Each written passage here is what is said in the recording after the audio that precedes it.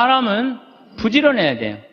성실하고. 그럴 때 그 부지런함이 쌓여서 나중에 누리는 행복이 큰 행복이 됩니다. 그런데 게으른 데다가 시기심까지 있다. 그럼 이게 참 몹쓸 사람 중에 하나가 일은 안 하면서 남 잘 되는 꼴 못 보는 사람. 이런 사람들 이게 참 문제가 많은 거예요. 여러분들 우리나라 속담에 이런 얘기가 있죠. 사촌이 땅을 사면 축하해줘야지 왜 배가 아파요? 저는 아예 이런 말이 대한민국에 없었으면 좋겠어요. 우리는 이런 말을 해줬으면 좋겠어요. 사촌이 땅을 사면 축하해줘야 된다. 이런 말이 있었으면 좋겠어요. 요즘 중국 사람들이 맨하탄을 다 사요. 맨하탄을. 그러니까 얼마 전에도 7억 달러짜리 맨하탄 상징 건물 하나 샀다고 그러더라고요. 근데 맨하탄에 건물을 사는데 그렇게 대기업가도 사지만 뉴욕에 사는 중국 사람들 40명이 모여갖고요. 40명이 돈을 모아요. 돈을 모아갖고 건물 하나 사는 거예요. 건물을 사갖고 거기에 이제 새 들어 사는 우리나라 사람들, 무슨 베트남 사람들, 또 멕시코 사람들, 이런 사람들을 어떻게 내보내냐면 세를 전부 다 올려요. 그럼 세를 감당을 못하니까 다 나가잖아요? 그럼 중국 사람들한테 다 주는 거예요. 그래갖고 자기네들끼리 상권을 형성하는 거죠. 그래서 그걸 우리가 화교, 그런 지역을 그러잖아요. 차이나타운이라고 그러잖아요. 차이나타운. 중국이요, 여러분들, 해외에 나가 있는 중국 사람들이 3,500만 명이 나가 있대요. 그런데 이 사람들의 자본이 얼마냐면 2조 달러래, 2조 달러. 우리나라가 1년에 수출입 다 합쳐갖고 1조 달러예요, 우리나라는. 1조 달러. 근데 얘네들 자본이 2조 달러를 어떻게 하느냐면은 자기 본토에다가 다 투자하는 거야. 그러니까 나가 있는 중국 사람들이 본토에 투자하고 또 나가서 자기네들끼리 또 상권을 형성해갖고 돈을 모아갖고 건물을 사고 자기네들끼리 뭉쳐서 사는 거예요. 말레이시아의, 인도네시아의 재정은 70%, 말레이시아도 마찬가지고 중국 사람들이 모든 상권을 다 줘요. 근데 우리나라는 사촌이 땅을 사면 배가 아프다는 이 잘못된 이런 나쁜 이 우리들의 이 속담이라고 그럴 수도 없고 정말 이런 말은 없어야 돼요. 사촌이 땅을 사면 어떻게 해줘야 돼? 축하해줘야죠. 근데 우리는 남 잘 되는 꼴을 못 봐. 누가 좀 조금만 뜨면은 그 사람 그냥 깎아내리기가 바빠. 이래서는요, 이 세계 속에서요, 살아갈 수가 없어요. 개인으로도 불행하지만 국가적으로도 불행하다는 거예요. 중국 사람들보다 더 무서운 사람이 누구냐면 유대인이에요, 유대인. 유대인들은요, 얼마나 무시무시하냐면은 폴란드에서 사는 유대인, 러시아에서 사는 유대인들이 여기서는 도저히 못 살겠다. 미국으로 가야 되겠다. 미국에 딱 가면 공항에 딱 내리면은요, 이민자 협회 회가 있어요. 그래갖고 그 사람을 아파트를 빌려주고 또 취직까지 다 시켜줘요. 그 사람이 일었을 때까지 잘해줘요. 근데 우리나라는 공항에 딱 어리삐리하고 도착하면은 이거 그냥 갖고 싸들어온 돈 다 등쳐먹기 바빠. 이게 너무 큰 차이가 나는 거예요. 그러니까 지금 미국의 주요 백화점은 누가 다 쥐고 있냐면 유대인이 다 쥐고 있어요.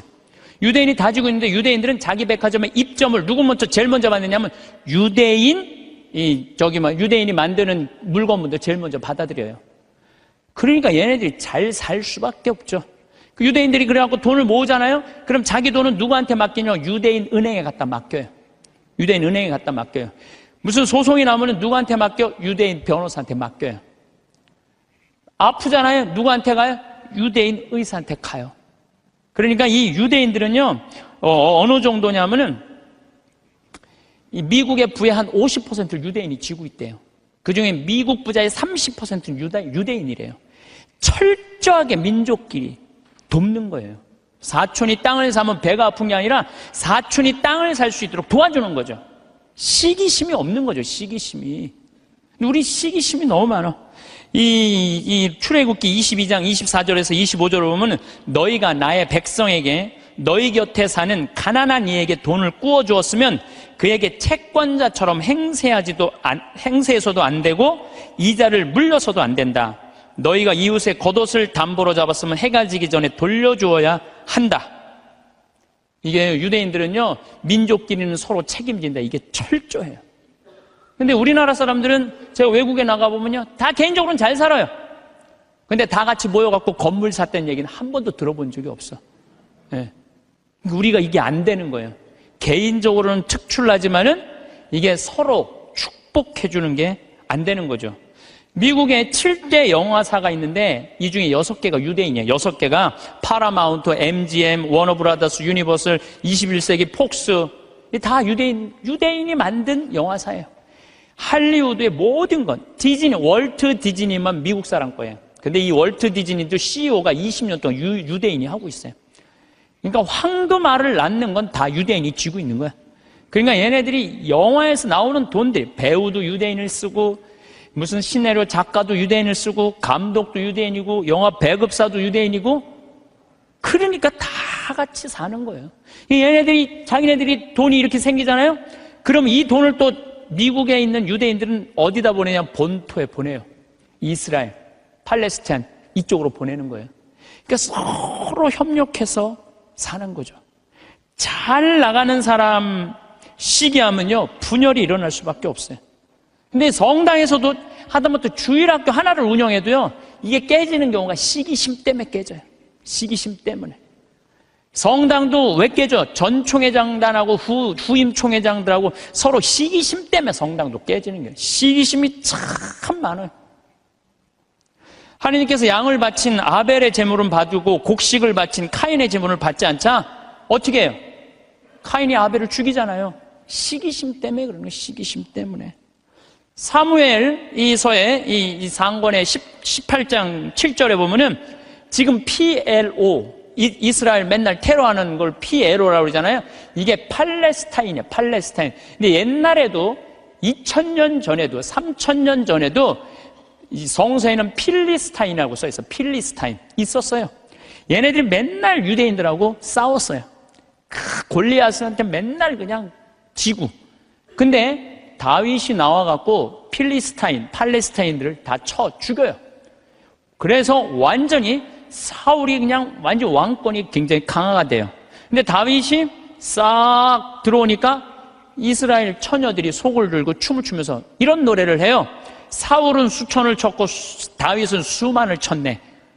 이 얘기를 듣고 사울이 살짝 미쳐요. 뭐가 생기냐면 시기심이 생기기 시작하는 거야. 그래서 다윗을 죽이려고 그래. 끊임없이 죽이려고 그래. 끊임없이 죽이려고 그러고 하다못해 딸 미가를 다윗한테 줘요. 사위야, 사위. 그런데도 죽이려고 그래요. 결국은 그 능력 있는 다윗은 사울 곁을 떠나요. 사울 곁을 떠나니까 사울이 훌륭한 장수를 잃어버렸잖아요. 훌륭한 장수를 잃어버린 필리스틴하고 싸우다가 마지막에 다 죽고 자기만 남아요. 어떻게 했겠어요? 스스로 자기 배를 칼로 자기 자살이에요, 자살. 다윗을, 그 능력 있는 다윗을 자기 옆에 왕으로 데리고 있었다면, 시기심을 가지지 않고 데리고 있었다면 아마 사울은 이스라엘 처음으로 통일한 왕으로서의 그 대단한 명성을 누렸을 거야. 근데 그놈의 시기심 때문에 모든 걸 다 잃어버리는 거죠. 여러분들, 우리들 다 마찬가지예요. 여러분들 가만히 보면요, 뭐 때문에 우리가 깨지는, 교회 분열도 시기심 때문에 깨지는 거예요. 오죽했으면은 예수님께서 최후의 만찬 끝나고 제자들의 발을 씻겨주고 난 다음에 마지막 기도가 뭔지 알아요? 거룩하신 아버지, 아버지께서 저에게 주신 이름으로 이들을 지키시어 이들도 우리처럼 하나 되게 해주십시오. 예수님 마지막 기도도 뭐야? 분열이 일어나지 않고 하나가 되길 바라는, 하나를. 근데 성당에서 내가 주일학교 이렇게 보면은 한 20명, 30명 교사들이 있으면 내가 또 이뻐하는 교사가 있잖아요. 그 이뻐하는 교 한 명만 이뻐하면요, 나머지 한 15명, 20명 다 적이 돼버려. 딱 반으로 나눠져요. 그래서 누구 이뻐할 수도 없어. 그놈의 시기심 때문에. 사랑도 못하는 거, 그놈의 시기심 때문에. 사랑도 못해, 사랑도. 사도 바울은 고린토전서 1장 10절에 교회의 분열을 걱정하면서 이런 편지를 써요. 모두 합심하여 여러분 가운데 분열이 일어나지 않게 하십시오. 여러분이 저마다 나는 바오로 편이다, 나는 아폴로 편이다, 나는 계파 편이다, 나는 그리스도 편이다 하고 말한다는 것입니다. 그리스도가 갈라지셨다는 말입니까? 분열이 얼마나 심했으면 이런 말까지 했겠어요. 시기심으로 생긴 분열은요, 공동체를 망가뜨려요. 마음 안에 시기심이 있는 사람은요, 평화로울 수가 없어요. 뭐 여러분들 잘 알겠지만 이 영화 아마데우스의 그 모차르트하고 살리에르라고 그랬잖아. 살리에르가 너무 모차르트를 시기해갖고 마지막에 모차르트 막 계속 힘들게 작곡 이때까지 해야 된다 그러면서 그냥 거기에 그냥 막 모차르트가 막 해갖고 모차르트도 빨리 죽지만 살리에르도 결국은 정신분열로 정신병원에서 생을 마감을 해요.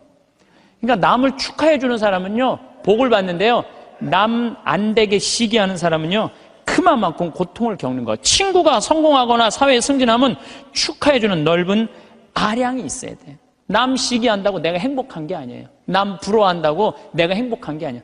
나는요 달리기를 정말로 못해요. 정말로 초등학교 뛰면 꼴등이야. 막 쭉 뛰어도 꼴등이야. 얼마나 이놈들이 빠른지. 난 정말로 달리기를 못했어요, 초등학교 때. 그리고 나는 참 그림을 못 그렸어요. 제가 이렇게 뭐 옛날엔 그림의 필요성을 별로 몰랐는데 뭐 외국에 다니고 뭐 미술관에 다니다 보면 뭐 얘네들이 막 고흐 막 이런 애들이 그림 그리는 거 보면요 내 마음 안에서 막 예술혼이 막 불타요.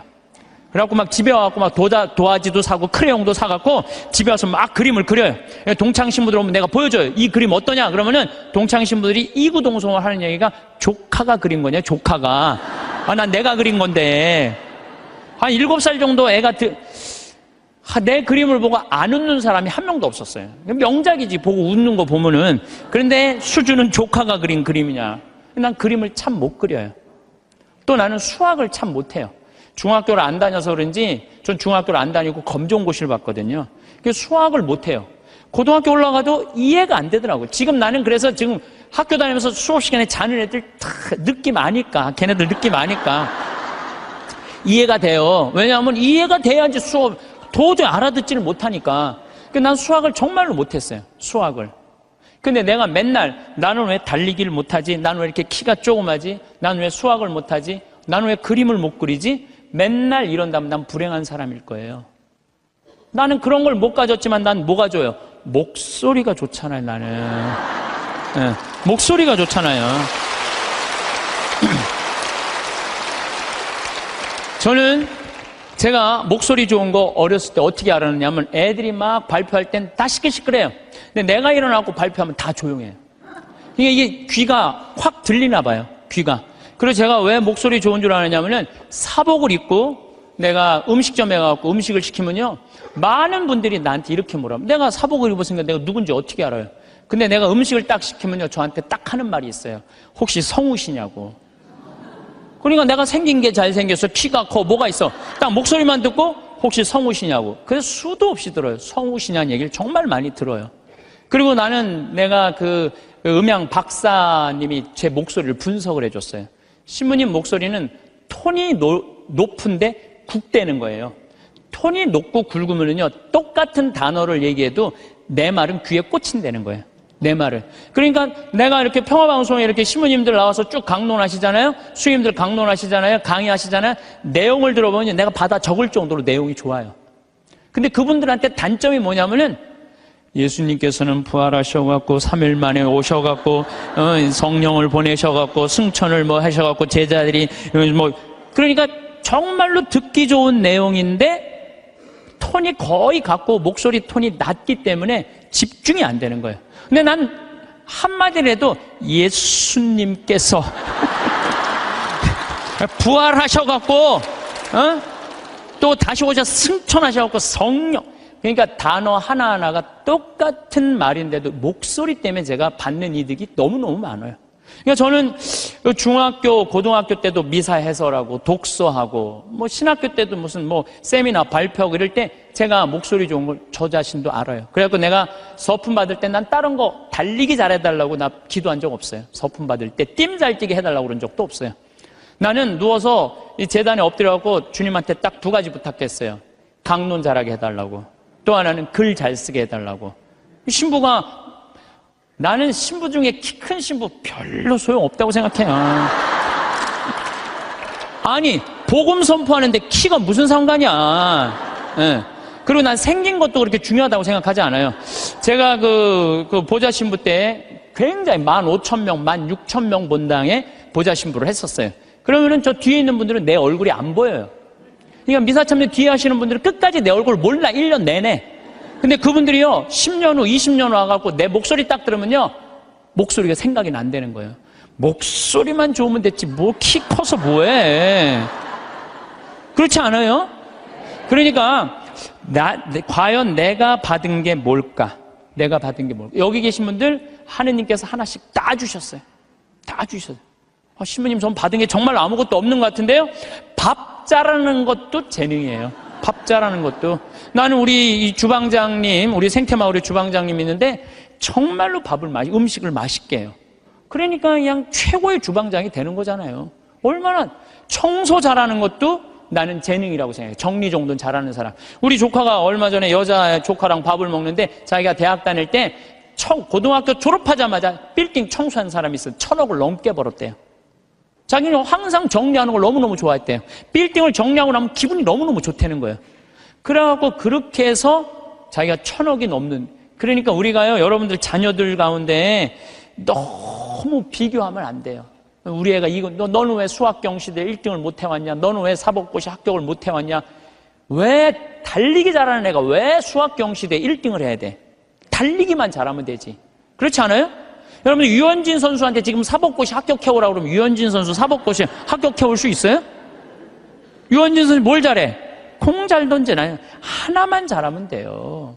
또 지금 사법고시 합격한 애한테 너 메이저리그 갖고 공 던지라, 메이저리그 입구에도 못 가요. 사람이요, 그러니까 제가 생각하기에는 지 멋이 없어서 그래. 지 멋대로 살 줄 알아야 돼. 자기 생긴 대로 살 줄 알아야지. 그리고 거기다가 남을 축복해 줄 수 있는 마음을 가지고 있는 사람들은요, 진짜 행복한 사람이에요. 진짜 행복한 사람. 그래서 저는 제가 뭐 키도 안 크고 힘도 안 세고 몸도 조그맣고 뭐 이래도요, 나는 내가 받은 게 뭔지 너무너무 잘 알아요. 난 내가 받은 게 목소리라는 생각, 정말 하나님한테 감사해요. 난 어머니한테 정말 감사해요. 어머니, 나 이렇게 조그맣게 낳아줘서 목소리 좋게 낳아주셔서 너무너무 감사하다고. 이 목소리 하나만 가지고도 뭐 기업체 강의 다니죠, 뭐 무슨 정부기관 강의 다니죠, 뭐 별 군데 다 강의 다녀. 하다 아침마당에까지 와서 강의해 다녀. 아침마당에까지 생각을 해봐요. 이 목소리라는 게 내가 받은 하느님의 최고의 은혜라는 거죠. 저는 가끔 의사 선생님들이 주식 투자하다가 쫄딱 망하고 마지막에 자살하는 분들 가끔 봐요. 의사가 되는 게 쉬운 일이에요. 정말로 어려운 일이에요. 그 공부하려면 얼마나 힘들어요. 그러면은 그렇게 7년, 6년 동안 뼈가 빠지게 의사 공부했으면 의사만 하면 되지. 주식 투자는 왜? 그렇지 않아요? 그러니까 자기가 잘할 수 있는 걸 계속 하는 게 제일 중요한 거예요. 그런데 이상한 데다가 방향을 돌리면은요, 망하는 거예요. 뭐 아까 잠깐 강의 들어오기 전에 보니까 어떤 영화 배우가 25년 동안 버는 거 쫄딱 망했대. 영화 배우는 연기만 잘하면 돼요. 다른 거 이상한 거 하다가 되게 망하는 게 자기가 잘할 수 있는 걸 안 해서 그래. 자기가. 그러니까 여러분들 자녀들 가운데서도 공부만 해야 된다는 거, 이 머릿속에 이거 빼세요. 공부 빼고는 나머지 다 잘하는 애들 많아요. 공부 빼고. 그런데 나머지 다 잘하는 건 그건 소용없어. 수학하고 영어만 잘하면 돼. 이게 대한민국의 불행에, 제가 지난주에도 말씀드렸지만은 대한민국의 불행으로 가는 길이에요. 불행으로 가는 길이에요. 그래서 자기가 잘할 수 있는 일을, 내가 포크레인 저 잘해요. 포크레인 정말 잘해요. 내가 뭐 하루 종일 포크레인 가지고 황토 집 질 때도 포크레인으로 지는 황토도 잘 개요. 근데 내가 포크레인 하면서 깨달은 게 뭐냐면 아침부터 밤 6시, 7시까지 하는데도 하나도 안 지겨워.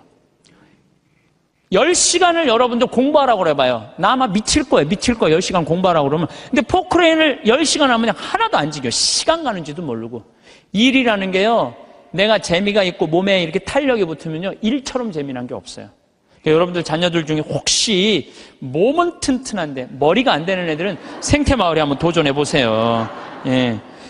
저는 우리 생태마을이 지금 여주도 나는 고등학교 졸업한 아이로 하고 싶어요. 여주도. 그리고 아프리카 자카란다도 그 농장도 고등학교 졸업한 아이들 파견하고 싶어요. 그 가끔 50살, 60살 되신 분들이 전화해. 거기 생태마을 취직하고 싶다고. 지금 우리 생태마을에 50살, 60살 천지 지금. 예. 우리가 이 세대 교체가 필요한 거, 세대 교체가. 그래서 혹시 이 방송 듣고 나도 저기 가서 일할까? 50살 넘은 분들은 하지 마세요. 예, 예. 대신 누굴 보내? 자녀를 보내, 자녀. 몸은 튼튼하나 머리가 안 돌아가는 애들, 이런 애들 꼭 좀 보내주시기를 바라겠습니다. 여러분들, 남을 축복해주는 일은 참 즐거운 일이에요. 시기하지 않고 남을 축복해주는 건 참 즐거운 일이에요. 그래서 저는 우리 후배들이 막 강론자라고 이러면 너무 기분이 좋아요. 나 우리 생태마을에 이제 부관장 신부들이 3분이 이제 지금 왔다 갔는데, 저는 이제 강의는 내가 하지만 미사 강론은 부관장 신부님들이 되게 해요. 너무 강론을 잘하세요. 그러니까 사실 제가 강의하는 거에 많은 부분들은 부관장 신부들이 강론하는 걸 듣고 내가 그걸 갖고 여기서 하는 거예요. 그래서 내가 부관장 신부들한테 손을 꼭 잡고 너무 고마워. 나한테 이런 재료를 제공해줘서 너무너무 고마워. 참, 이렇게 후배 신부들이 강론 잘하는 거 보면 기분이 너무 좋아요. 그것도 막 사목 잘하면은 막 박수 쳐주고 싶고. 그럼 내가 행복해요. 근데, 저놈의 새끼 봐라. 나보다 강론을 잘하네? 이때부터 불행해지는 거예요. 남을 내가 조금 능력이 모자라도 잘하는 사람을 이렇게 칭찬해 줄 때 나도 행복하고 너도 잘 살고 나도 잘 사는 거야. 중국 애들이 지금 본토는 뭐 하느님 안 믿어갖고 엉망이지만 나가 있는 중국 사람들은 대단하거든. 유대인은 말할 것도 없고, 유대인들은 말할 것도 없고. 나는 우리나라가요, 사촌이 땅을 사면 축하해 준다. 아예 사촌이 땅을 사면 배가 아프다. 이 말 아예 없었으면 좋겠어. 오늘 이후부터 우리는 아예 사촌이 땅을 샀어? 그래. 축하해주는 그런 문화가 난 이루어졌으면 참 좋을 것 같아요. 그런데 생각을 해봐요. 시기심이 게으른 놈이 시기심까지 있어. 게으른데 남 욕이나 하고 앉아 있어. 매력이 있을 것 같아, 없을 것 같아요? 매력이 없어요. 부지런한데 남 칭찬까지 할 줄 알아. 이 사람 매력 있어요, 없어요? 매력이 있어요. 매력이 있을 수밖에 없어요. 그런데 우리가 또 나쁜 건 판단하는 것. 어떤 판단? 부정적인 판단이에요. 부정적인 판단. 예수님은 마태복음 7장 1절에 이런 말씀을 하세요. 남을 심판하지 마라. 그래야 너희도 심판받지 않는다. 이야, 내가 남을 심판하면은요, 하느님도 나를 심판을 해요. 근데 나이가 남을 심판하지 않으면 하느님께서 나를 심판하지 않아요. 아주 쉬운 거잖아요. 근데 왜 우리가 남을 심판을 하냔 말이에요. 너는 어찌하여 형제의 눈 속에 있는 티는 보면서 내 눈 속에 있는 들보는 깨닫지 못하느냐. 저는 이게 평생의 내 숙제였어요. 남의 눈에 있는 티끌을 볼 것이냐, 내 눈에 있는 들보를 볼 것이냐. 여러분들은 이 대한민국에 보면은요, 남의 티끌은 기가 막히게 끄집어내. 남의 티끌은. 근데 우리는 어떻게 해? 자기 눈에 있는 들보는 안 보는 거야. 텔레비전을 보면은요, 이 세상에 다 죽일 놈만 있는 것 같아. 죽일 놈만. 다 때려 죽일 놈만 대한민국에 사는 것 같아. 그래요? 대한민국이 그렇게 막 때려 죽일 놈만 살아요? 저는요, 얼마 전에 내가 좋아하는 우리 최경남 신부가 또 해준 얘기예요. 자기가 조용필 콘서트를 갔다 왔대요. 감동받았대요. 너무너무 정말로 프로페셔널이 저거구나. 우리 신부들도 저런 마음으로 사목을 하면은 정말로 사목이 잘 될 거란 얘기를 하면서 나한테 기가 막힌 얘기를 해주더라고요. 조용필 씨가 1982년 비련이라는 못 찾겠다 깨꼬리 4집을 냈는데 비련이라는 그 노래가 있대요. 그런데 시골 병원에 지적 장애아가 8년 동안 14살짜리 먹은 여자애가 울지도 않고 웃지도 않는 거야. 그런데 얘가 비련이라는 노래를 듣고 울기 시작하는 거야. 14살짜리가 막 울더래요. 그러니까 병원에서 난리가 난 거죠. 8년 동안 웃지도 않고 울지도 않던 애가 비련이라는 노래를 눈물을 쫙 흘리니까. 그러니까 부모도 미치죠. 내 애가 감정 표현하니까 얼마나 행복하겠어요. 그래갖고 그 병원에서 연락을 한 거예요. 조용필 씨한테. 제발 우리 병원에 한 번만 와갖고 이 아이 손 한 번만 잡아줘라. 손 잡아주고 노래까지 해주면 더할 나위 없지만 손이라도 잡아줘라. 했는데 그때 조용필 씨가 1982년 4집 못 찾겠다 꾀꼬리 할 때 캬바레에 가서 노래 한 곡 하면 3천만 원을 받았대요. 지금 돈으로. 근데 보통 하루에 3-4번씩 나갔대요. 그러니까 그 매니저가 무슨 소리냐, 지금 하루에 1억씩 버는 사람인데 그 시골까지 위약금 물 수 있느냐? 꿈도 꾸지 마라. 전화를 끊었대요. 근데 조용필 씨가 이렇게 바깥에서 듣으면 무슨 얘기냐? 그랬더니 매니저가 아니 저기 뭐 어떤 지적 장애 여자아이가 당신 비련이라는 노래를 듣고 막 눈물을 흘리다고 병원에 한번 초대를 한다는데 아니 이제 바빠 죽겠는데 거기를 어떻게 하느냐? 그랬더니 오늘 공연이 몇 개냐고 그랬더니 뭐 4개라고 그랬더니 그거 다 취소해라. 내 위약금 내가 물겠다. 가자 그 병원에 차 대라. 그랬더니 조용필 씨가 차를 타고 그 시골까지 쫙 간 거예요. 갔는데 얘를 딱 봤는데 얘가 뭐 조용필이 누군지 어떻게 알아요? 보고 가만히 있는 거야. 근데 조용필 씨가요 대단한 사람이 그 14살짜리 여자의 손을 잡고 비련이라는 노래를 부르는 거예요. 기도하는 사랑의 손길로 탁 이렇게 노래를 쫙 그냥 오빠 막 그러잖아요 여러분들. 그러니까 얘가 또 눈물을 쫙 흘리는 거야. 그러니까 그냥 이 병원이 감동이죠 감동. 그리고 이 조용필 씨는 그걸 보고 갔어요. 부모님이 너무 감동받아서 우리가 조금이라도 사례를 할 테니까 통장 번호를 알려달라고 그랬더니 조용필 씨가 한 말이 전 정말 기가 막힌 말이에요. 나는 오늘 저 아이의 눈물을 통해서 이제까지 받은 모든 돈, 앞으로 받을 돈 모든 것보다 비싼 보상을 받았다. 그러니까 나한테 돈 보낼 생각하지 말아라. 탁 갔다는 거예요. 그게 1982년 얘기예요. 그래서 물론 내가 조용필 씨가 훌륭하다는 건 알았지만 그 다음에 내가 조용필 씨 뒷조사를 쫙 해봤어요. 뒷조사를 해봤더니 자기 부인이 세상을 떠났을 때도 23억인가 4억이나 되는 돈을요 다 어려운 사람을 위해서 다 기증하고 그 다음에 소아 백혈병 걸린 아이 한 500명 수술비를 다 대주고 지금도 1년에 몇 억씩 어려운 아이들을 위해서 내놓는다는 거예요. 그러니까 우리가 이 세상을 보면서 다 나쁜 놈들만 있는 게 아니에요. 우리가 참 훌륭한 사람들이 많아요. 요즘 저는 김장호 씨, 독도 참 여러분들 이거 대단한 가수 하나가 대단한 일을 하는 거예요. 지금 독도 뭐 100억 모은다 그러잖아요. 저도 이제 동참 꼭 하고 싶어요. 여러분들 일본 애들은요 자기네 나라에서 살고 싶지 않은 애들이에요. 2011년 3월 11일 후쿠시마 지진이 일어났지. 원자력 발전소, 원자탄 폭탄 터진 거예요. 그것 때문에 지금도 방사능 때문에 고생하고 있죠.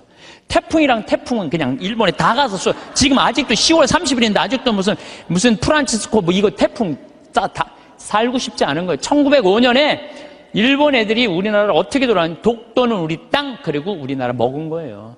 지금도 독도는 우리 땅이라고 자기네들 이번에 뭐 외교 홈페이지에 하잖아요. 한국 먹고 싶다는 거예요. 그러니까 대놓고 얘기하는 거 대놓고.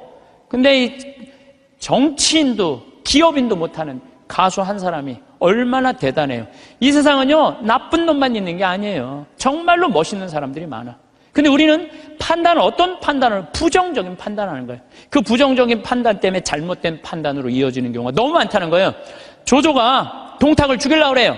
한 왕실을 자꾸 동탁이 쥐고 흔들으니까 그러니까 조조가 죽이려고 그러다가 들켜요 동탁한테. 왜냐하면 동탁이 무술이 너무 뛰어나거든요. 도망을 가기 시작해요.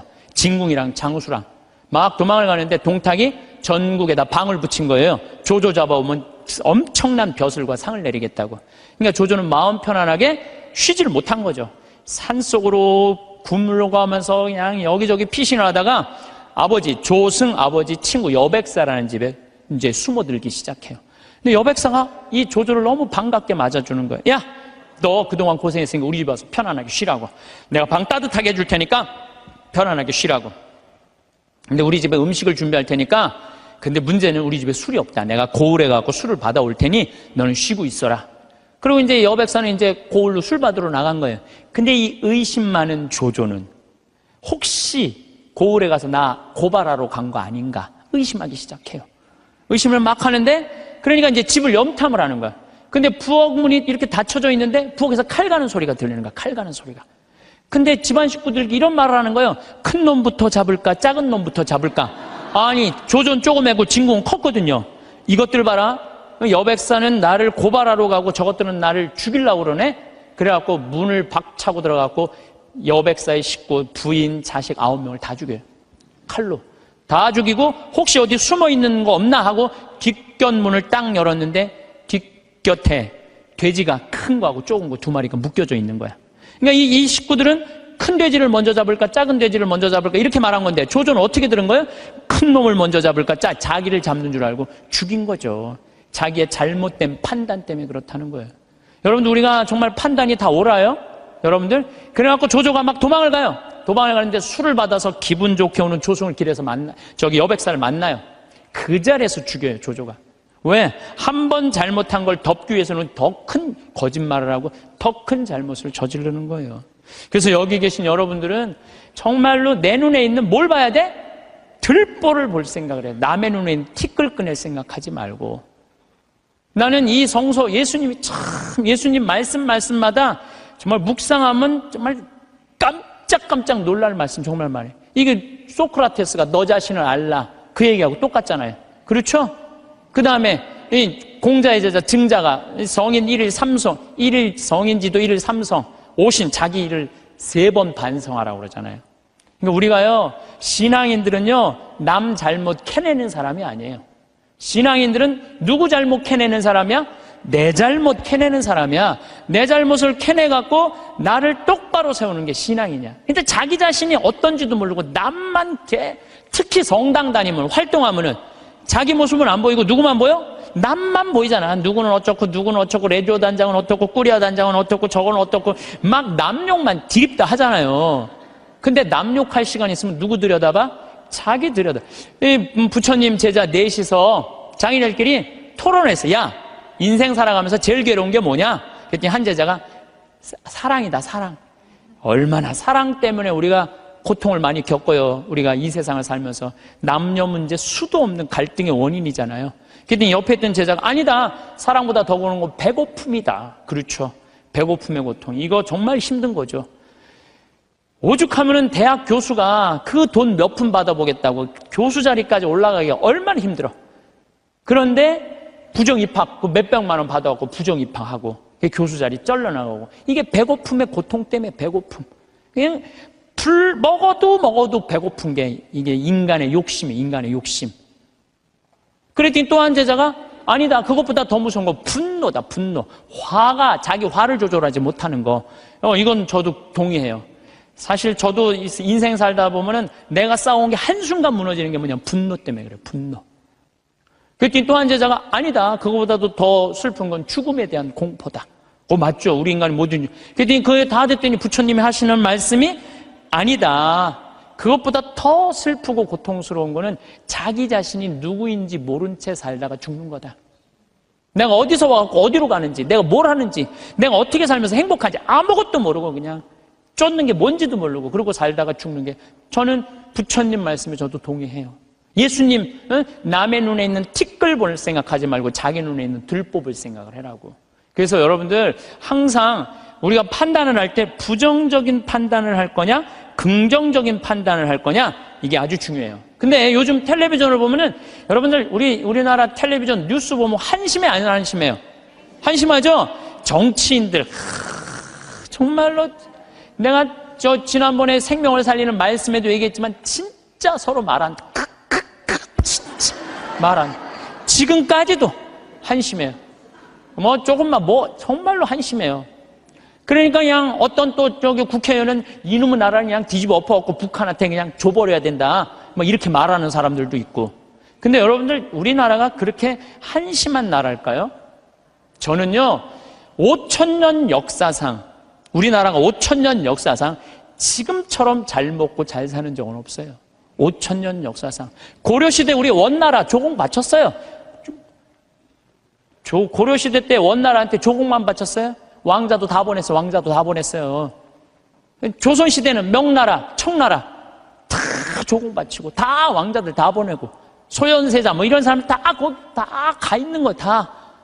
그리고 그냥 청나라 끝나고 나니까 그 다음에 누구한테 나라 뺏겼어요? 일본한테 나라 뺏겼어요. 1,000년 이상을 통일 국가 다 나눠줘서 싸우고 지금도 나눠져 있지만 그렇게 우리나라 역사가 질곡의 역사를 갖고 있어요. 그런데 이 5,000년 역사상 지금처럼 우리나라가 강성했던 적은 없어요. 우리나라가 경제 규모가요 1조 달러야. 무역 규모가 세계 8위, 경제 규모는 세계 15위예요. 근데 일본은 6조 달러야. 무역 규모가. 중국이 8조 달러, 미국이 14조 달러야. 그러니까 우리가 사실은 참 우리나라도 피곤한 나라야. 양쪽에 너무 센 놈들이 있는 거예요. 중국하고 일본하고. 근데 중국하고 일본이 경제 규모가 일본이 6조 달러, 중국이 8조 달러예요. 우린 1조 달러밖에 안 돼. 근데 그전에는 1조 달러도 안 됐어. 그러니까 참 조공 바치고 살았던 거죠. 그런데도 또 전 세계에서 일본 놈하고 중국 놈 무시하는 것도 대한민국 사람밖에 없어요, 또.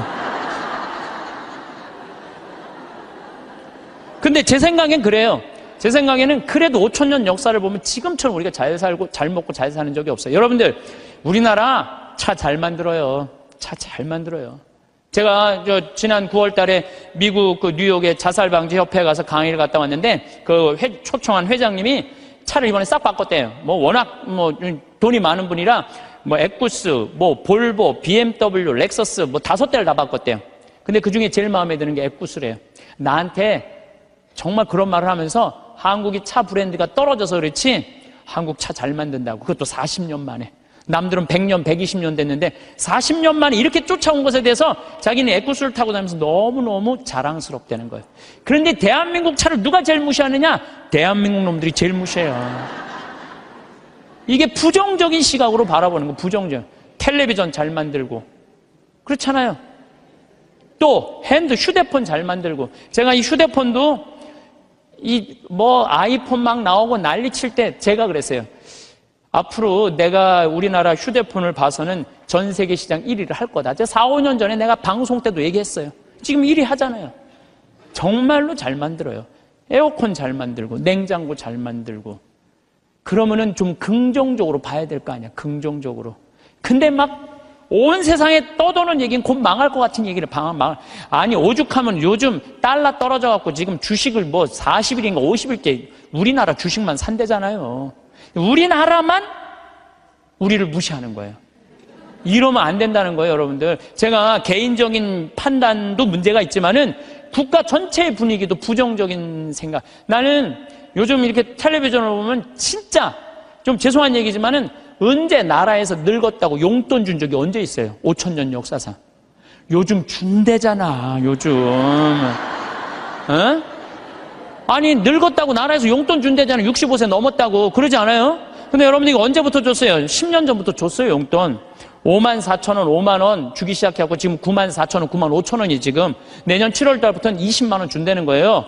물론 100% 다 주면 좋지만 상위 30%는 안 주고 하위 70%는 준다는 거. 20만 원.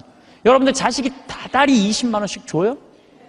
자식도 안 주는 용돈 준대잖아, 나라가. 에? 그러니까 여러분들은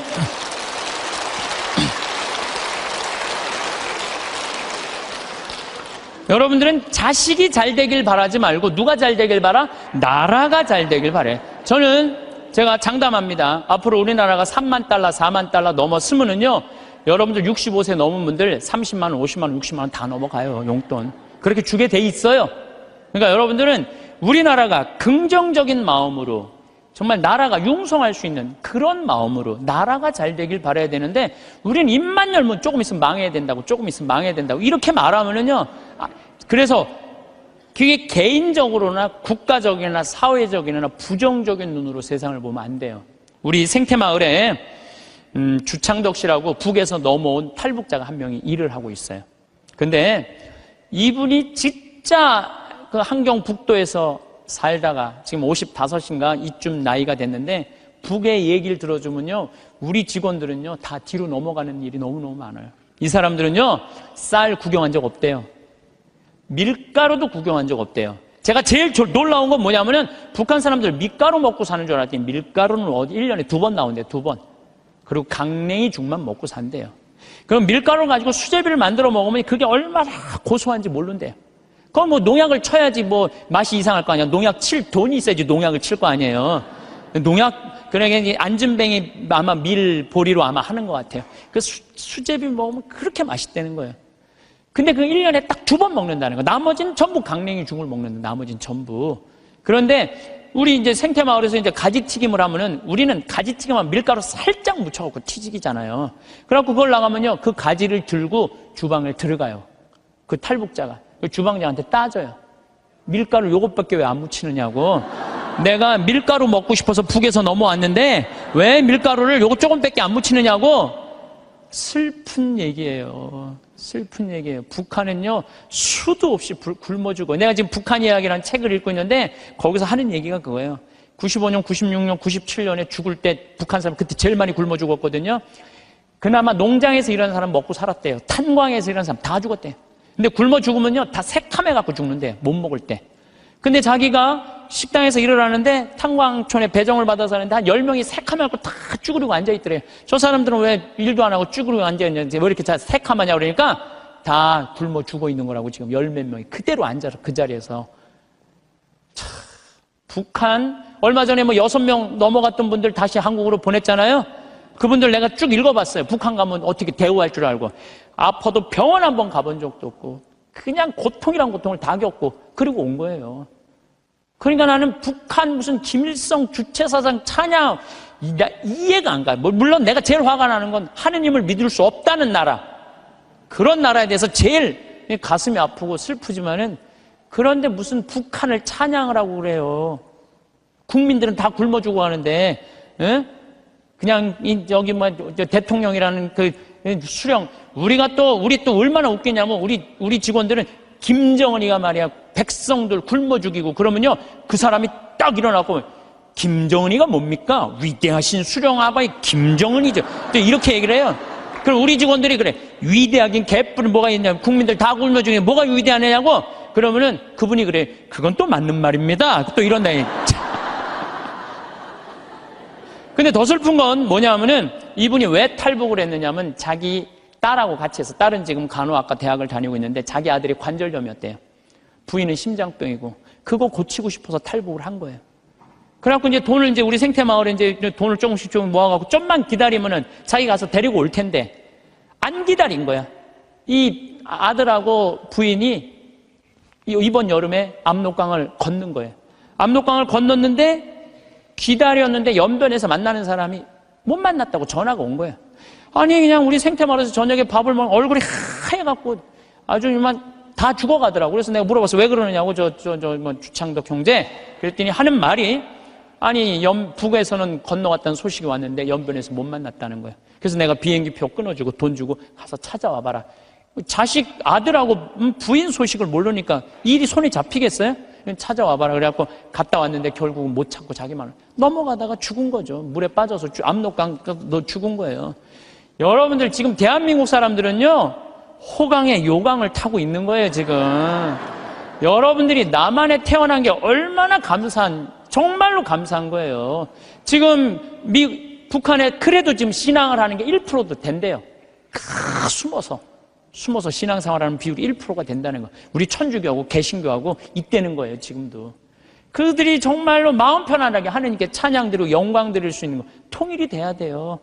뭐 여러 가지 이유로도 통일이 돼야 되지만은 그 안에 이 정말로 신앙의 빛을 전해줄 수 있는 통일이 돼야 되는 거예요. 우리 이 대한민국은 이렇게 보면은요 참 부정적인 시각이 너무 많은 것 같아요. 여러분들 정말로 한국은요 정말로 행복한 나라예요. 정말로. 요즘 나는 한국에 이렇게 외모로 평가하는 경향이 참 많아. 잘생기면 다 오케이야. 키 크면 다 좋고. 뭐 남자는 키가 커야 돼. 키가 개뿔 뭐 키가 크 뭐가 좋아요. 이 기장이 저기 뭐 기지나 많이 들어가지. 키 큰 게 뭐가 좋아. 그냥 이쁘면 다 용서해. 이쁘면 다 용서해. 이쁘면 다 용서해. 그래서 가끔 이렇게 말하는 사람들이 있어요. 내가 사람 하나 제대로 볼 줄 안다. 척 보면 안다. 그게 여러분들 자기 발목을 잡는 거예요. 뭐 확실한 얘기는 아니라고 그러지만 떠도난 얘기에 이제 하버드 대학에 스탠포드 부부가 가갖고 허름한 옷을 입고 스탠포드 부부가 가갖고 하버드 대학 총장실에 가갖고 나 좀 여기 아들이 죽었거든요. 16세 하버드대 다니다가. 그래갖고 나 여기 좀 기증하고 싶다. 좀 총장을 만나게 해주라. 너무 허름하니까 이 수위가 당신 같은 사람이 뭘 기증하냐? 안 만나게 해줘요. 그래갖고 이 사람이 이 샌프란시스코 사람인데 아주 철도로 돈을 버는 사람이야. 아니 저 하버드 대학에서 우리 돈을 기증을 안 받느니 차라리 우리가 그냥 여기다가 대학을 하자. 그래갖고 생긴 대학이 스탠포드 대학이라는 거예요. 지난번에 산호세 강의 갔을 때도 스탠포드 대학을 지나가 봤는데 어마어마하게 전화더라고. 대학이 아니라 거의 뭐 궁전같이 전화더라고요. 그래서 그 하버드 정문에는 이런 말이 써 있대요. 사람을 외모로 판단하지 말라라는 글귀가 있대요. 예. 죄로 가는 길은 내 눈에 있는 들보 볼 생각은 안 하고 남의 눈에 있는 티끌 끄집어내는 이런 사람들이 죄로 가는 거예요. 그러니까 여러분들 남 판단하지 마세요. 남 평가하지도 마시고 남 비난하지도 말고 판단하고 난 다음에 비난하지도 말고 똥 묻은 겨 묻은 겨 비웃는다는 그런 우리 속담도 있듯이 자신의 잘못된 점을 되돌아보는 일이 우리가 중요한 거예요. 특히 신앙인들은 남 누구 어떻고 이거는요, 이 사도 바오로가 남을 해치는 말은 입 밖에도 내지 말라고 그러잖아요. 남을 해치는 말은. 근데 우리가 그냥 이게 몸에 배 있어. 남한테 흠이 되는 말 한마디를 해더라도 우리가 정말로 이거 조심하고 두려워해야 되는데 이게 안 되는 거야. 생각을 해봐요. 게으른 데다가 시기심까지 있는데도 판단을 부정적으로 해. 이 사람 이거 쓸 데가 있는 사람이야, 쓸 데가 없는 사람이야? 쓸모가 없는 사람이야. 여러분들 뒤집어서 이렇게 생각해봐요. 성실하고 남 칭찬할 줄 알고 긍정적으로 모든 세상을 바라볼 줄 아는 사람. 이런 사람 죄 질 것 같아, 안 질 것 같아요? 죄 안 져요. 이 작은 것들이 모여서 큰 죄가 되는 거예요. 작은 것들이 모여갖고 큰 죄가 되는 거예요. 그래서 저는 우리 교우들이 살면서 항상 긍정의 에너지가 사람을 사랑하고 칭찬해주고 평생의 설계가 돼 있는 그런 분들이 됐으면 좋겠어요. 살다 보면 때로는 작은 게으름이 스르르 찾아옵니다. 이것쯤이야 하고 넘긴 작은 일들이 쌓여 어느새 마음의 짐이 되기도 합니다. 어제와 똑같은 오늘, 오늘과 크게 다르지 않을 것 같은 내일 속에서 새로운 것을 배우거나 작은 변화를 시도하는 일이 버겁게 느껴질 때도 있습니다. 오늘은 피곤하니까 나중에 해도 괜찮겠지 하는 달콤하지만 나른한 작은 속삭임들이 모여 행동을 주저하게 만듭니다. 편안함에 익숙해져 새로운 시도를 망설이거나 꼭 해야 할 일을 잠시 뒤로 미루는 마음, 그것이 반복되면 삶의 활력을 조금씩 잃어갈 수 있습니다. 마치 잔잔한 호수 표면 아래로 가라앉는 낙엽처럼 미루는 습관은 우리도 모르는 사이에 삶의 에너지를 잠식합니다. 그렇게 몸과 마음이 무거워지면 괜스레 다른 사람이 가진 것이 더 커 보이고 부러워지기도 합니다. 삶의 무게는 어쩌면 우리가 스스로 지고 가는 생각의 무게일지도 모릅니다. 그 무거운 생각들은 때로 눈앞에 소박한 기쁨마저 가리기도 합니다. 그 무게를 덜어내고 가볍게 살아가기 위한 첫걸음은 아주 작은 일이라도 지금 하자고 마음먹는 그 순간의 상쾌한 용기에서 시작됩니다. 그 작은 용기 하나가 연쇄적인 긍정적 변화를 일으키기도 합니다. 혹시 누군가가 잘 되는 것을 보며 마음 한구석이 불편했던 적이 있습니까? 왜 그런 마음이 드는 걸까요? 아마도 우리 마음속에는 나도 더 잘하고 싶고 더 많은 것을 갖고 싶은 자연스러운 바람이 있기 때문일 겁니다. 때로는 세상이 정해놓은 성공의 기준에 나 자신을 맞추려다 보니 혹은 더 나아지고 싶다는 건강한 욕구가 방향을 잘못 틀어 남과의 비교에서 자유롭지 못한 것일 수도 있습니다. 하지만 그 바람이 남을 향한 시샘으로 변하면 내 마음만 더 힘들어집니다. 마치 맑은 샘물에 작은 돌멩이 하나가 파문을 일으키듯 시기심은 우리 내면의 평화를 깨뜨립니다. 다른 사람의 빛을 보고 내 그림자를 더 짙게 느끼는 것이 아니라 그 빛을 통해 나도 함께 빛날 수 있음을, 우리 모두의 가능성이 서로 연결되어 있음을 기억해야 합니다. 이웃집에서 잔치가 열릴 때 진심으로 박수 쳐주는 마음은 오히려 내게 더 큰 복을 가져다 줍니다. 다른 사람의 기쁨을 함께 기뻐할 수 있을 때 우리 마음은 한결 가벼워지고 따뜻해집니다. 그렇게 타인의 행복을 빌어주는 마음이 쌓이면 내 삶에도 긍정적인 기운이 감돌기 시작합니다. 진정한 풍요는 잦은 것의 크기가 아니라 나눌 수 있는 마음의 크기에서 오는 것 같습니다. 그리고 그 마음의 풍요는 결코 사라지지 않는, 쓸수록 더 커지며 어떠한 상황에서도 든든한 버팀목이 되어주는 우리 안의 자산이 됩니다. 사람들은 저마다 다른 모습과 다른 재주를 가지고 살아갑니다. 어떤 이는 노래를 잘하고 어떤 이는 맛있는 음식을 잘 만듭니다. 또 어떤 이는 그저 곁에 있는 것만으로도 다른 사람을 편안하게 해주는 재주를 가졌습니다. 오랜 세월 살아오며 터득한 삶의 지혜, 따뜻한 위로의 말 한마디를 건네는 능력, 묵묵히 자기 자리를 지키는 성실함,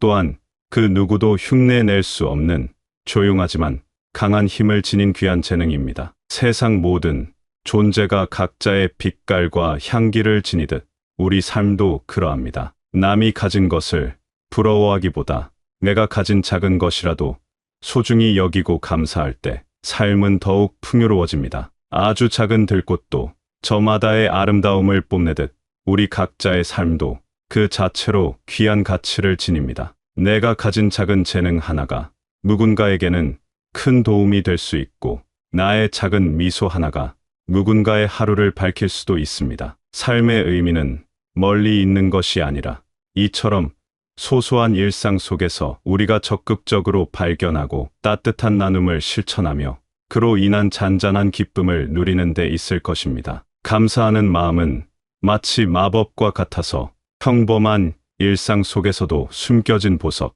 예를 들어 창가에 부딪히는 빗소리의 정겨움이나 손주의 해맑은 웃음, 저녁 노을의 장엄한 아름다움 같은 것을 발견하고 그 순간을 온전히 음미하게 해줍니다. 우리는 가끔 다른 사람의 작은 흠은 쉽게 발견하지만 정작 자신의 큰 허물은 잘 보지 못할 때가 있습니다. 왜 그럴까요? 아마도 우리는 늘 바깥 세상을 향해 눈을 뜨고 있기 때문일 겁니다. 또한 자신의 부족함을 인정하는 것은 때로 큰 용기가 필요하기 때문일 수도 있습니다. 하지만 진정한 평화와 지혜는 내 안을 들여다보는 것에서 시작됩니다. 끊임없이 밖으로만 향하던 시선을 안으로 돌려 나는 누구인가? 나는 무엇을 진정으로 원하는가? 내 마음 깊은 곳에는 어떤 생각들이 숨겨져 있을까? 스스로에게 묻는 과정은 중요합니다. 이러한 물음들은 삶이라는 긴 여정에서 방향을 잃지 않도록 도와주는 내면의 나침반이자 흔들림 없는 등대와 같습니다. 다른 사람을 평가하고 판단하기 전에 먼저 내 마음을 고요히 살피는 시간이 필요합니다. 마치 거울을 보듯 자신을 비추어 보고 어제의 나보다 조금 더 나은 오늘을 만들기 위해 노력하는 모습은 참 아름답습니다. 자신을 아는 것은 세상을 이해하는 첫걸음이며 타인을 너그럽게 받아들이는 바탕이 됩니다. 내 그림자까지도 부드럽게 안아줄 수 있을 때 비로소 다른 이의 그늘진 모습도 따뜻하게 품을 수 있습니다. 이는 자신과 타인 모두에게 이해와 연민이라는 치유의 공간을 열어주는 것과 같습니다. 내 안의 복잡한 감정들을 이해할수록 결국 우리 모두가 비슷한 기쁨과 슬픔을 안고 살아가는 존재임을 깨닫고 다른 사람의 행동에 대해서도 더 깊이 공감할 수 있게 됩니다. 겉모습이 화려한 것만이 좋은 것은 아닙니다. 비싼 옷이나 좋은 집보다 더 중요한 것은 그 사람의 마음씨와 생각입니다. 시간이 지나면 빛발에는 외적인 것들과 달리 내면의 아름다움은 세월이 흐를수록 더욱 깊은 향기를 냅니다. 마치 잘 익은 과일이 그윽한 향과 달콤한 맛을 동시에 내어 주변에 기쁨을 주듯 오랜 시간 갈고 닦은 인격과 지혜는 그 사람을 더욱 빛나게 하며 주변에도 좋은 영향을 줍니다. 젊은 날에 빛나는 외모는 언젠가 시들지만 오랜 시간 갈고 닦은 인격과 지혜는 그 사람을 더욱 빛나게 합니다. 아무리 좋은 그릇이라도 그 안에 담긴 음식이 상했다면 무슨 소용이 있겠습니까? 마찬가지로 사람의 참된 가치는 눈에 보이는 것이 아니라 그 사람의 따뜻한 마음과 깊은 생각에서 비롯됩니다. 우리가 삶에서 진정으로 남길 수 있는 것은 물질적인 소유가 아니라 우리가 나누었던 사랑과 우리가 세상에 보여준 선한 영향력일 것입니다. 손주들에게 들려준 따뜻한 이야기, 어려울 때 건넨 진심, 어린 격려, 이웃에게 베푼 작은 친절 같은 것들이야말로 시간이 흘러도 변치 않는 소중한 유산입니다. 이러한 행동들은 기억 속에 남아 다른 이들의 삶에 잔잔한 온기를 전해주며 그 아름다운 물결은 세대를 넘어 이어지기도 합니다. 그렇다면 어떻게 해야 마음의 평화를 얻고 즐겁게 살아갈 수 있을까요? 그것은 그리 어렵지 않습니다. 그것은 거창한 계획이나 특별한 사건 속에서만 발견되는 것이 아닙니다. 마음의 평화는 높은 산 정상에만 있는 것이 아니라 매일 걷는 오솔길 옆에 고개 내민 작은 풀꽃 한 송이를 주의 깊게 가만히 들여다보는 그 순간의 고요함, 그 깨어있는 알아차림 속에서도 찾을 수 있습니다. 그저 오늘 하루 다른 사람에게 따뜻한 말 한마디 건네고 내가 가진 작은 것들에 감사하며 좋은 생각을 하는 것입니다. 아침에 눈을 떴을 때 새로운 하루가 주어졌음에 감사하고 창문으로 들어오는 햇살 한 줌에도 기뻐할 줄 아는 마음이 중요합니다. 남에게 상처 주는 말 대신에 칭찬과 격려를 하고 부정적인 생각보다는 긍정적인 마음으로 세상을 바라보는 것입니다. 우리 생각과 말 한마디가 세상을 조금 더 따뜻하게 만들 수 있다는 믿음, 그것이 중요합니다. 작은 촛불 하나가 어둠을 밝히듯 우리의 작은 선행과 긍정적인 태도가 주변을 밝게 비출 수 있습니다. 그렇게 하루하루를 성실하고 따뜻하게 채워나가다 보면 우리 삶은 저절로 평화롭고 행복해질 것입니다. 마치 해맑은 아이의 웃음처럼 순수하고 긍정적인 마음으로 살아가는 것이야말로 가장 큰 지혜가 아닐까 싶습니다. 매 순간 감사하고 사랑하며 살아가는 것, 그것이 바로 우리가 매일 의식적으로 선택하고 가꾸어 나갈 수 있는 우리 삶을 가장 아름답게 만드는 방법입니다. 삶의 마지막 순간에 돌아보았을 때 후회보다는 만족과 감사가 가득한 조용하지만 단단한 존엄성이 깃든, 그리고 무엇보다 평온한 마음으로 마주할 수 있는 삶이었다고 말할 수 있기를 바라봅니다. 지금 이 순간 바쁘고 때로는 벅찬 하루하루를 보내고 있는 모든 이들에게도 이 이야기가 작은 위로와 힘이 되기를 소망합니다. 삶이란 때로 예측할 수 없는 파도와 같아서 우리를 흔들고 지치게 만들기도 합니다. 하지만 기억해야 합니다. 모든 파도는 결국 지나가고 그 속에서도 우리는 자신만의 중심을 잡고 나아갈 힘을 가지고 있다는 것을 말입니다. 오늘 하루 아주 작은 일에서라도 기쁨을 찾아보고 주변 사람에게 따뜻한 미소 한번 건네보는 것은 어떨까 합니다. 나 자신에게도 수고했어, 괜찮아 하고 다독여주는 시간을 가져보십시오. 당신의 존재 자체로 이미 소중하며 당신이 걷는 한 걸음, 한 걸음이 세상을 이루는 아름다운 무늬가 됩니다. 절망보다는 희망을 선택하고 미움보다는 사랑을 키워나가며 오늘 주어진 이 소중한 하루를 온전히 살아내기를 응원합니다. 당신의 삶은 당신의 것이며 그 안에는 무한한 가능성과 빛이 숨겨져 있음을 잊지 않기를 바랍니다.